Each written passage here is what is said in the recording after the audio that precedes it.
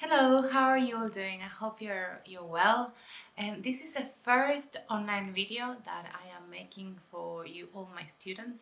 And I just wanted to start by telling you that I miss you all very much and I hope you're keeping yourselves busy and entertained. I just wanted to make some online videos to make sure that you're all keeping your creative juices going while you are at home.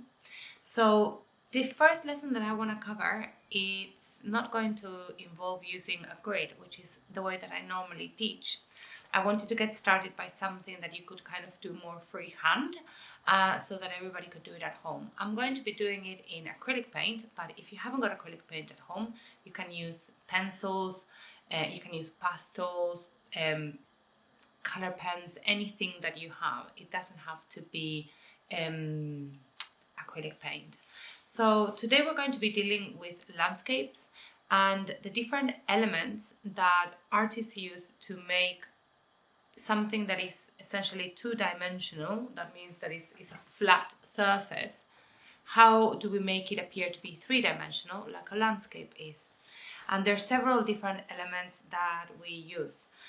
One side of what we're going to be discussing is going to be kind of theoretical, and the other side is going to be more practical. There are a couple of sides to the theory. One side is the math, and the other side is in terms of color theory and also in terms of mark making. So there's loads of information. For that reason, I'm going to be breaking this up into about 4 videos, and I'm also giving you 2 really good handouts with all the information so that you can review it.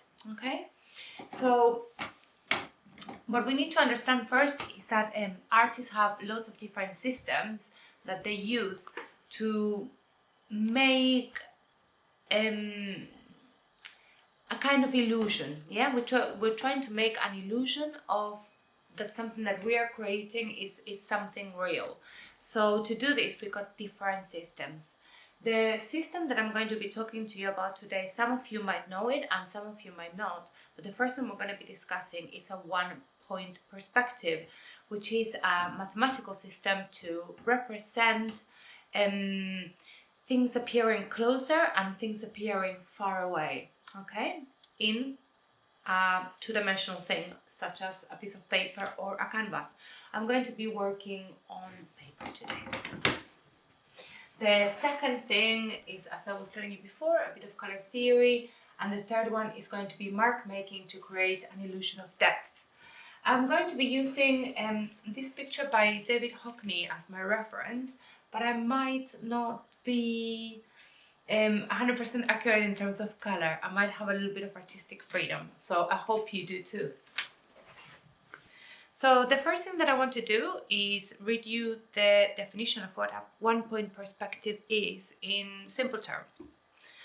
So it is a drawing method that shows how things appear to get smaller as they get further away, converging towards a single vanishing point on the horizon line.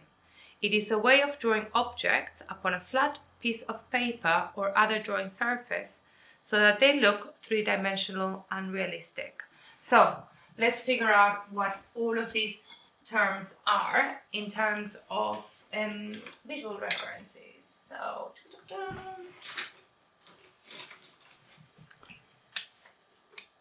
I'm going to be drawing with paint, which I don't normally do with my students in class, but just for the purpose of making this a little bit faster, I'm going to do this in kind of like a neutral color. You can use anything. I've already put my brush into my glass for water rather than my pot of water for paintbrushes. So watch out that you don't do the same with your cup of tea. So the first thing I'm going to do is create a horizon line. So the horizon line is a line that divides the sky from the earth. And I'm also going to be finding where I'm going to be putting my vanishing point. So a vanishing point is a point where all the parallel lines converge together. Yeah? So just to remind you, I'm using this one as a reference. In this case, his vanishing point is here, and just there it's his horizon line. You might ask, why is this horizon line not up here? And the reason being is that the plane is changing there to go upwards into the hill. So the horizon without the hill would actually be here. Okay? And that's the reason why. So the first thing that I'm doing, I've got my horizon line, I've got my vanishing point, and now what I'm going to do is that I'm going to be bringing on some lines that are going to be parallel lines.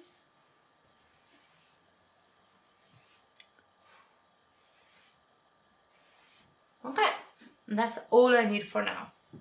So that is it for single point perspective. Super mega simple. We can make it lots more complicated, and if you look online you can see how to make buildings, how to make all different kinds of structures using a 1 point perspective, and then you can go on to a 2 point perspective, but we're not going to go there just yet.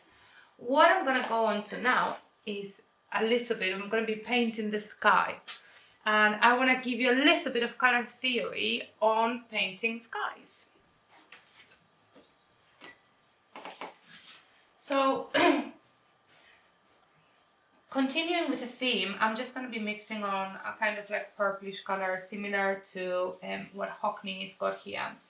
So, to create an illusion, what we must understand is that in terms of color gets grayer as we're getting closer to the horizon. So if you just imagine the way your vision works, when you're looking at a distance, the sky looks really blue as you look up, and as you're looking onto the horizon, the sky appears to be a lot more gray. So things at a distance appear grayer, okay? And that's a big important part of color theory. You guys are going to have these definitions really well spelled out in the handouts, but you just need to perhaps hear it now just to understand it a little bit. So what I'm doing is that I'm creating the same color or similar color, but one of them has a lot higher chromatic intensity, and the other one has less because it has more gray onto it. Yeah, so that's my intense purpley color. I'm going to put a little bit more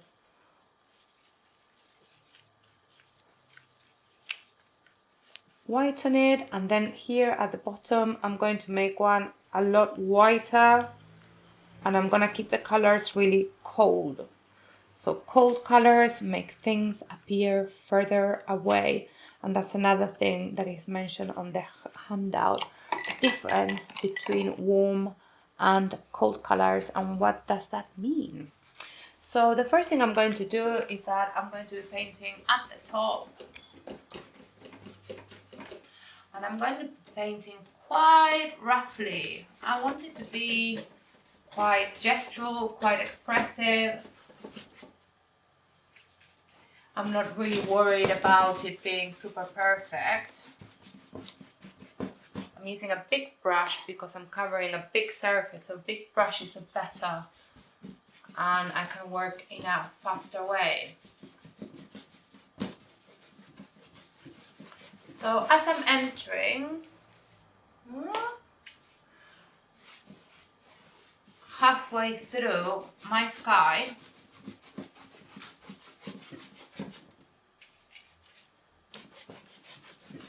I'm going to begin with a blend of the two different colors and two different tones. And I need to make sure before I blend that the color that I have on top, it's wet. Yeah, it's got to be wet. If the paint is dry, acrylic paint will not blend. Okay, blending with acrylic is quite difficult. It's not that easy. Okay. The tricks to it are a couple. So first of all, you have to have the top color wet, and then I'm going to introduce the lighter color at the bottom. And to make them blend, I'm going to be working pretty wet, and I'm just gonna do it very softly and very fast. So the trick is that your brushwork needs to be fast and soft at the same time. So you have to have a very quick kind of like wrist action, one side onto the other, and then you get a really nice smooth blend. Okay, now that I've done the blend, I'm going to clean my brush, get all the excess out, and then with a lighter color I'm going to continue.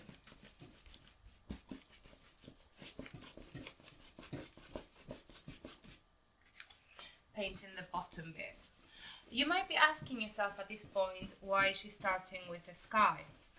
And the reason being is that we always deal with the biggest parts or volumes first in a picture.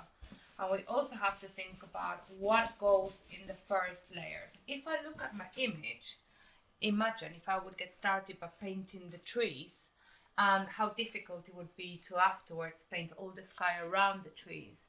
Now, this is actually quite an important point. Artists and people that like art are normally really drawn to detail, yeah? And when they start making a picture, if they don't think about it very well, what they end up doing is making the mistake of starting by the detail rather than looking at the bigger picture. So what I'm doing now is that I'm adding a little bit of white just in the middle here and extending it a little bit. And already here I'm achieving some kind of sense of depth, okay, before I put anything in. So a quick recap. First things to consider: 1 point perspective, creating first of all your horizon line, putting in your vanishing point, drawing some parallel lines. Parallel lines means that they never cross each other, okay? So that's what I've done. Then I've done a two-tone blend with the color being more intense at the top and being more greyed and more whitish at the bottom where it's meeting the horizon line, okay? So I'm done with my sky for now. Woohoo! Finished. My next part is going to be doing all of the ground area, which is divided into different planes, okay? So let's have a think how we're going to do this. I am going to get another palette out. I'm just using disposable palettes because they're very easy cleanup afterwards. And I'm going to get white, lots of white. And I still got a tiny bit of blue in my brush, but I'm not going to be too worried about that because it'll just break off the white a little bit. And what I'm going to be doing is that I'm going to be painting around these lines. I'm going to leave those lines a little bit. They don't have to be too strong, but I want a little bit of guidelines of where those parallel lines are, because I'm going to need them to put in the path and to put in the trees and everything else afterwards. So at the moment, I just want to put on a base layer that I can build on top all the different elements that are going to be on the ground. Again, I'm being pretty loose in my style of painting. I'm doing a little bit of directional mark making. And what is directional mark making? That is when the brushwork is indicating the perspective of what I'm describing. So let's say at the back here, I'm just going to make it horizontal and a little bit going down because I want the illusion that this is going in that way. Yeah? It's going all towards my vanishing point. So I'm going to leave this as such. I think there's no paint in here, but that will be fine. Okay, so the next thing I am going to do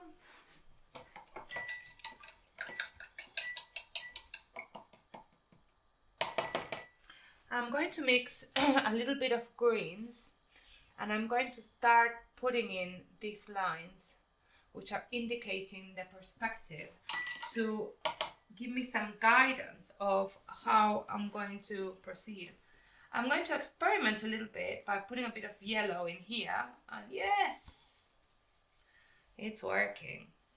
So you're gonna have in the handout a color wheel and some color mixing techniques.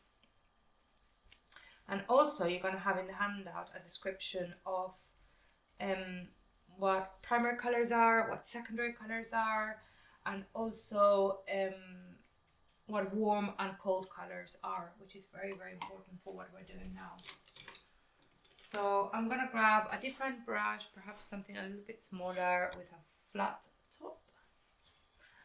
And I'm going to be introducing these lines over here, and a little bit of that mark making over there, and a little bit of where that green field is at the back, just again as a base layer. I'm working quite wet, which is not ideal, but it's just to have some speed. Yeah, so the lines, I'm making them very small at the top, and I'm gonna make them bigger as I go forward in the plane. And by doing that simple action of making a mark very small at the top, close to my vanishing point and horizon line, and making it bigger, I am already starting to give the illusion of distance and perspective. Okay? Over here at the back, I'm starting to feel a little bit like Rolf Harris, guys. I've got a bit of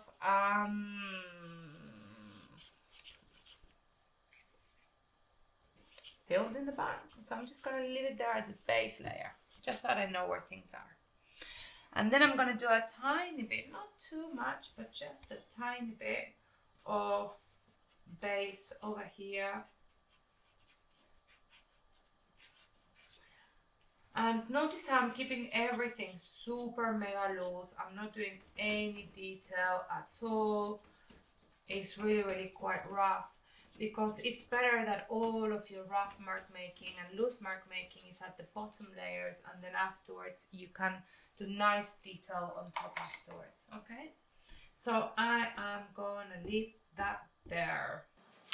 So I'm going to leave this video to be finishing now, and we're gonna continue with this painting on the next video. In the meantime, it might be a really, really good idea for you to have a look at those handouts, and please ask me if you don't understand anything or if there's any way that I can help you. I look forward to seeing you soon. Bye!